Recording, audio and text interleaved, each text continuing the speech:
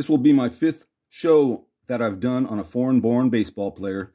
I've taken you far north as Canada and gone down south to the islands of Puerto Rico and Cuba. Still need to go to Mexico to visit Bobby Avila. And while we're there, stop off in Venezuela to see Chico Carrasquel. And I could make this a theme by swinging by Cuba again to profile Minnie Minoso and wrap up shows on foreign-born baseball players by talking about the crazy life and death of Puerto Rican Carlos Brinier. But for today's episode, we travel overseas to the city of Lucca in the Tuscany region of Italy, because that's where Marino Pieretti was born in 1920. And as a baby, his family picked a great spot for a family of Italian immigrants to move to, San Francisco, the North Beach section to be exact, known as Little Italy.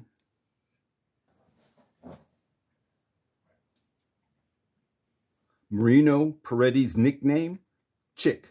I always like it when a nickname is explained because chick can mean a few things. In Marino Pieretti's case, it refers to a chicken. Not that he was one, but had one stuck in his throat. A chicken bone, that is, and it was removed by a doctor. They say this happened early in his baseball career. That's one way to get yourself a nickname. The tough way. Marino Pieretti had a few monikers besides Chick, and a couple of labels that he disputed depending upon where and when he played, saying they thought I was a wartime pitcher, a stopgap until the big boys came back from service. And when the big fellows did come home, nobody bothered to see if I could beat more than just 4 Fs. Meaning men who were not qualified or unfit for military service. He didn't like being called a stopgap or wartime pitcher. Marino went to Galileo High School in San Francisco with a lot of other Italian kids. Many became baseball players, with some turning out to be great, like Hall of Famer Tony Lazzeri and the 3 DiMaggio brothers, who young Marino knew from around the neighborhood and was friends with, even though they were a bit older. And he always had looked up to Joe D. Marino Pieretti was a righty pitcher and was a fiery little guy, standing maybe 5'7" and weighed maybe 150 pounds. But what he lacked in size, he made up for in hustle and athletic skill, and Chick was very proud of that. He would show off those skills before the game even started. Chick's way of warming up before the game was to run the bases at full speed and then practice his slides, which they say he took great pride in. He would do this in front of everyone, delighting many that watched, with some probably laughing. What player does that, let alone a pitcher? I'd go to games early to see that. A little guy ripping around the bases, sliding, getting all dirty. They say he looked like he had just finished playing a game, but really, it hadn't even started yet. Not only a very durable starter throughout his 17 years in pro ball, but Marino Chick Pieretti was also a very good hitter, even in the major leagues. One writer would call him Midget Marino. Now, to paint a picture of this superstitious pitcher, picture this. He's wearing those old-style baggy uniforms. The game's barely started, and his shirt tail is already hanging out, and would usually stay out for the duration of the game. And his uniform, that's already a nice shade of infield dirt from the pre-game warm-ups. As for Chick's pants, he would roll them up to his knees before the start of the game, but at the plate, Chick's batting style was to raise his left leg real high for each pitch, and every time his leg came down, his pant leg would unroll a little. So he'd half-heartedly roll it back up, fight it for a while, then give up, and for the rest of the game had one pant leg at his ankle and the other at his knee. You can see his whole get-up in the photo they used for his mother's cookies card, wearing his Portland Beavers uniform with his hat all sideways. It's all cocked over, looks pretty funny. He has a 1949 and a 1950 Bowman card, and another mother's cookies card when he was playing for the Sacramento Solons. Spirited is another word the writers would use when talking about Chick Pieretti. The young local Italian boy was passed on by his hometown team, San Francisco Seals, because of his size. The righty would instead start his pro career in 1941, pitching in the Arizona-Texas League, Class C, and by 1943 was already pitching AAA ball in the Pacific Coast League up in Portland with the Beavers, and that's without having played any ball in 1942. Maybe this is when Chick had the chicken bone removed from his throat. During Chick's 2 seasons with the Beavers, he picked up the nickname Submariner because of his sidewinder delivery. Marino Pieretti's breakout year was 1944, leading the Pacific Coast League in wins with a record of 26-13, and was snapped up by the Washington Senators in the 1944 Rule 5 draft for $7,500, and for the next 6 years was in the Big Show. As a rookie in 1945, his first MLB season would be his best, going 14-13 with an ERA in the low threes, and would spend 3 seasons with Washington before being traded to Chicago White Sox.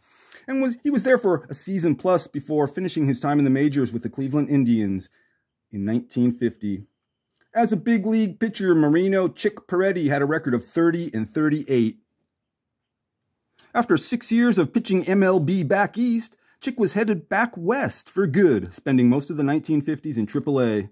Back in Portland for 2 seasons with the Beavers, then 3 seasons with the Sacramento Solons. 1956 spent with the Pacific Coast League champs, the LA Angels, considered one of the best minor league teams in history. Both autographs are from 1955. Dad got at Seals games in San Francisco. He also saw Chick play the Padres in 1956 as a member of the Angels down in San Diego.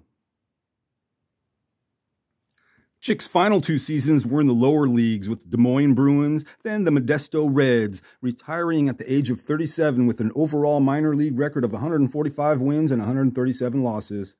After his baseball travels, Marino would return home to live in San Francisco and at one point was pitching batting practice for his hometown Seals, and for many years ran youth baseball clinics. Chick worked a few jobs while playing ball, during the off-season, and then later on after baseball. One of those jobs took talent as well as skill, a lot of dexterity, and many, many years of practice to master before anyone would hire you. The other job did not. It involved a baseball bat and one swift motion, resulting in fatal blunt force head trauma. You see, Chick Pieretti played accordion in a band and killed steer at a slaughterhouse.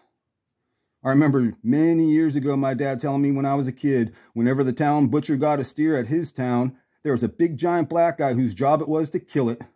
Pop said he would use a 5-pound mallet and hit the steer right on top of the head.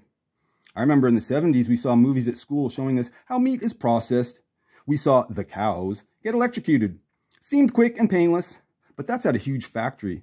In small towns, they didn't have that equipment. They didn't need it. They did it like they've been doing it forever. A smack on the head with a giant hammer, or get in some batting practice, like Chick Pieretti did. Use a baseball bat and smack one out right between the eyes. Maybe that's why Chick had a thing for bats, him being superstitious and all, and could be the reason at the end of 1942 season, I should say the 1946 season, he got into a fist fight over one of his favorite bats with another foreign-born player, hot-headed Venezuelan Alex Carrasqual, who was way bigger and older than Chick. Sometime in the mid-70s, Marino Pieretti was diagnosed with cancer, and the usually upbeat guy took it hard, went into a depression, and became reclusive, not leaving his home. His pals and friends, many who were former players from the Bay Area, got together and talked about how they could cheer the poor guy up. So they organized a group and called it the Friends of Marino Pieretti. These guys were able to coax Chick out of his house for lunch, some camaraderie, and perhaps a cocktail or two, of course against doctor's orders.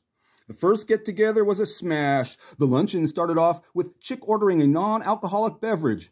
A few hours later, when the boys brought him home, Chick was drunk.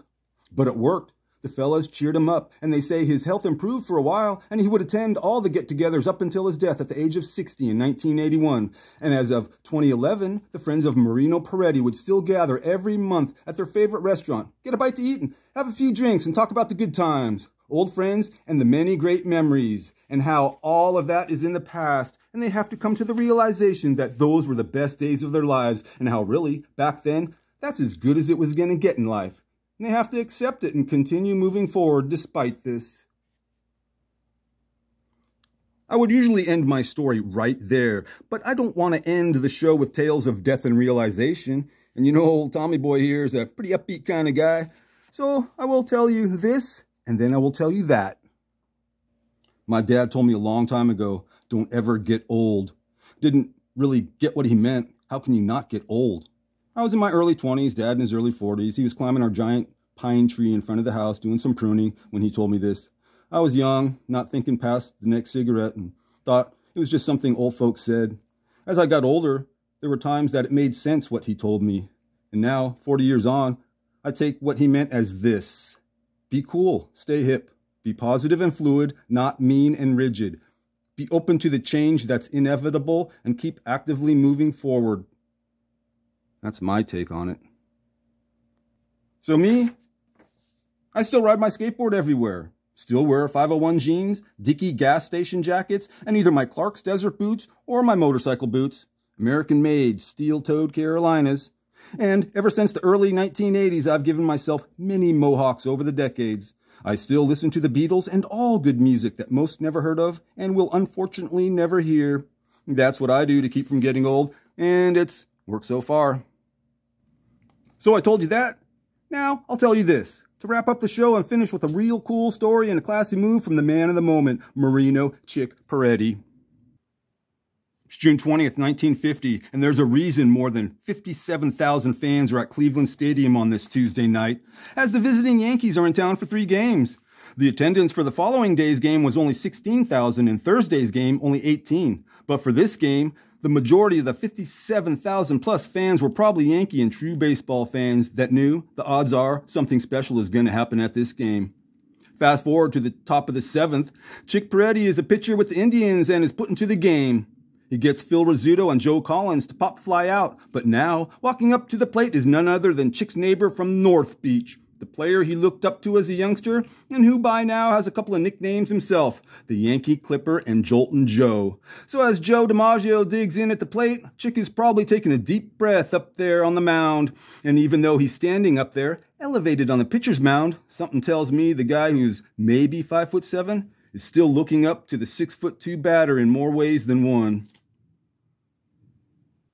Long story short, Joe D smacks a single, runs to first base, and while standing on the bag, notices Chick walking towards him. Joe was probably confused on why this fiery little squirt from his old neighborhood was coming towards him. Didn't make sense until Joe saw the ball in Chick's hand, and as he approached, Chick extended his arm and handed the ball to the Yankee Clipper. You see, he knew that was Joe DiMaggio's 2000th MLB base hit. That's why he went out of his way to go get that memento and then walk over to first base and hand that ball to the guy he grew up with in the city by the bay, his neighbor, fellow Italian and boyhood idol, Joe DiMaggio.